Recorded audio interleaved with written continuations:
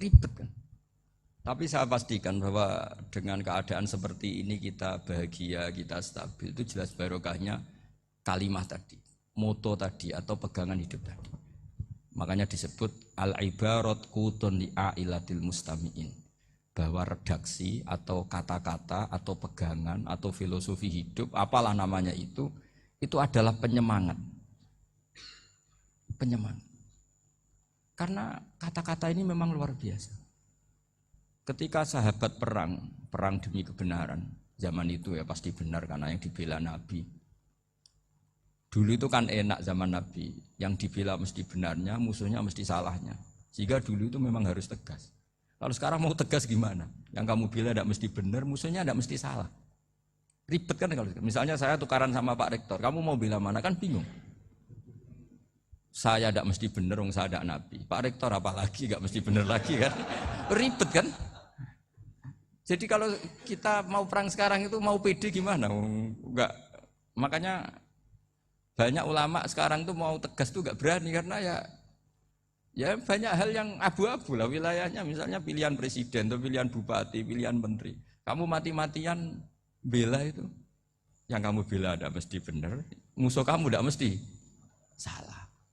Misalnya pilihan bupati, wah ini kabupaten ini baik kalau bupatinya ini, yang satu bilang ini, terus tim suksesnya kamu tanya, kamu yakin? Ya tidak juga.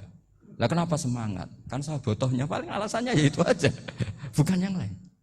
Beda dengan zaman Nabi, Nabinya mesti benar, Abu Jahalnya mesti salah, kan enak aturan mainnya jelas. Singkat cerita dalam perang itu banyak sahabat yang ngalami luka, ngalami apa gitu.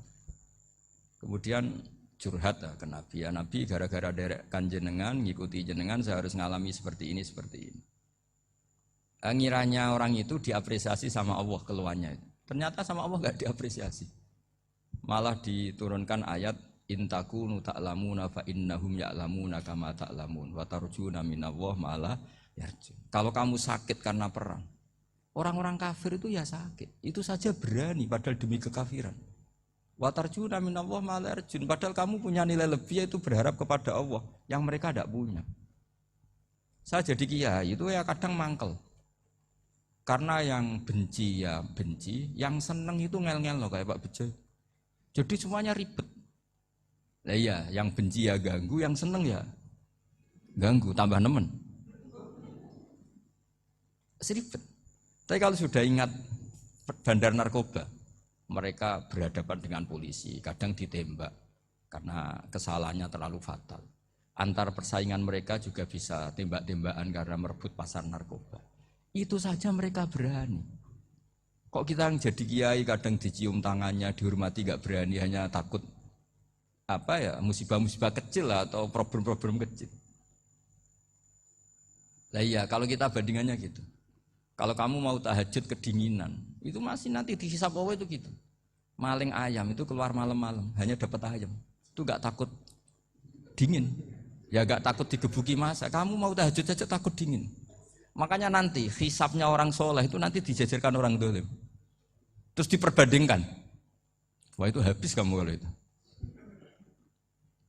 Jadi misalnya Unisula mau rapat, tapi ini malam, kalau malam dingin nanti sama masuk angin. Wah anak-anak pang di perapatan aja berani kamu. Kalau sudah perbandingannya gitu tuh ribet kita nanti. Makanya itu kalimat itu moto atau filosofi hidup. Sehingga diulang lagi nasihat itu. Iyam saskum korhun fakodu masal koma korhum mislu. Kalau kamu kena luka, orang-orang yang nggak benar juga akan kena luka. Itu aja berani demi ketidakbenaran. Masa kamu demi kebenaran enggak berani? Akhirnya orang itu, ya itu kalimat, itu heroik. Makanya kita ini penting ya. Makanya tadi himne Unisula dimulai kalimat thayyibah. Karena kalimat ini yang menjaga kita kalimat ini. Misalnya tentang Tuhan. Kenapa orang Islam imannya kokoh seperti ini, termasuk yang sudah hidup di Amerika, di Australia, di mana-mana. Itu ya barokahnya ajaran atau barokahnya kalimah. Saya sebut kalimah saya pakai bahasa santri. Karena la ilaha illallah itu dalam tradisi santri disebut kalimatu haqqin alaiha nahya wa alaiha namut wa alaiha nub'ats. Ada yang riwayat wa biha nub'ats insyaallah taala minal aminin. Kenapa mereka di mana-mana meskipun sekolah di Amerika, di Australia, bahkan di Uni Soviet tetap mukmin? Itu barokahnya ajaran yang benar. Allah itu siapa? Tuhan. Tuhan itu sifat dasarnya apa? Awal. Dia harus wujud awal sebelum makhluk yang lain. Sehingga ketika ada negara yang maju, yang tertib, manajemennya tertib, masyarakatnya makmur, tapi punya Tuhan yang tidak seperti itu, tidak awal, itu sudah gak nyaman. Karena ndaklah keren Tuhan saya, karena Tuhan saya itu al-awwal, zat yang pertama. Tuhan saya keren lah, zat yang gak mati. Tuhan yang gak mati, yang gak pernah mengalami kematian.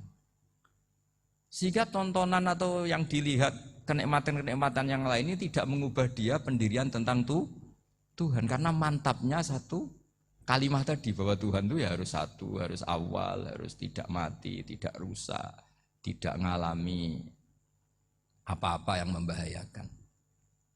Sehingga ketika ditawarin Tuhan yang lain meskipun menjanjikan secara finansial atau kemakmuran, mereka gak tertarik. Itu coba, itu barokahnya makmur apa barokahnya ajaran?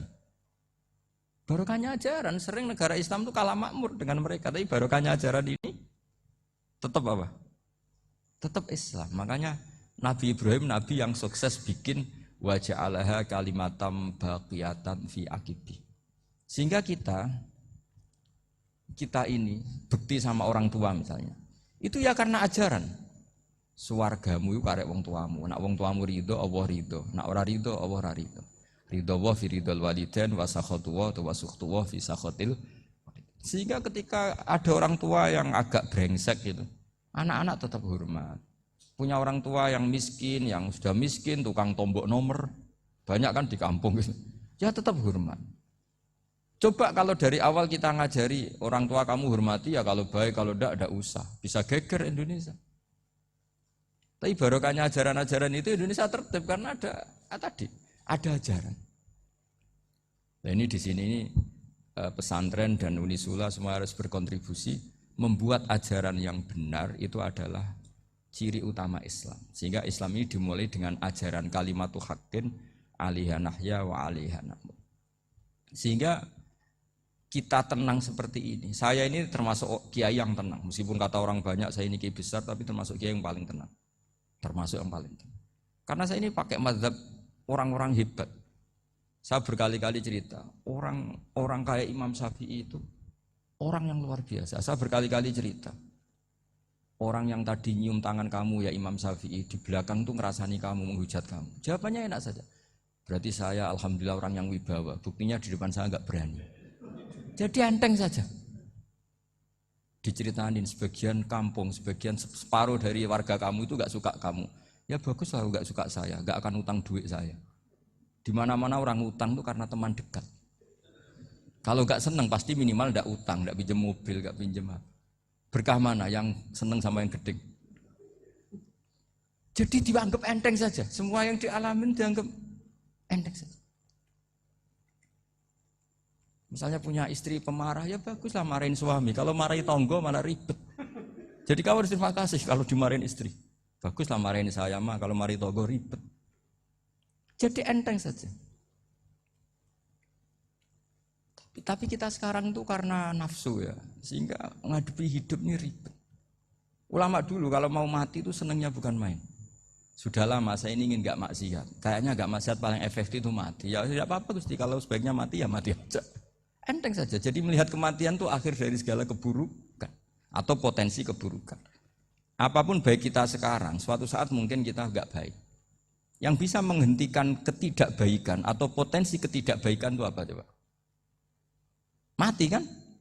Berarti mati itu mengerikan apa menyenangkan? Mesti kamu tidak berani menjawab. Meskipun secara ilmu kamu berani, tapi secara rasa agak berani kan? Saya ulang lagi ya, yang bisa menghentikan keburukan atau potensi keburukan itu apa coba? Apa? Kematian. Berarti kematian itu menyenangkan atau menyusahkan? Apapun kamu tidak berani jawab karena kamu agak-agak duniawi itu kelihatannya. Tapi secara ilmu, kamu tahu kan kalau mati itu tidak buruk-buruk banget. Karena apa? Itu akhir dari segala keburukan. Sehingga Nabi ngajarkan kalimat itu begitu luar biasa. Allahumma ahyini maka natil hayatu khairan li wa tawaffani maka natil wafatu khairan li. Nabi melihat dunia itu begitu indah. Ya Allah, kalau saya ini hidup, Anggap saja hidup ini ziyadatan li fi kulli khairin, menjadi modal saya menambah segala kebaikan. Jika suatu saat saya mati, anggap mawon rohatan li min kulli syarrin, itu akhir dari segala keburukan saya. Sehingga mati hidup ya baik karena di situ kita bisa berkontribusi beramal soleh. Mati juga baik karena mengakhiri segala keburukan.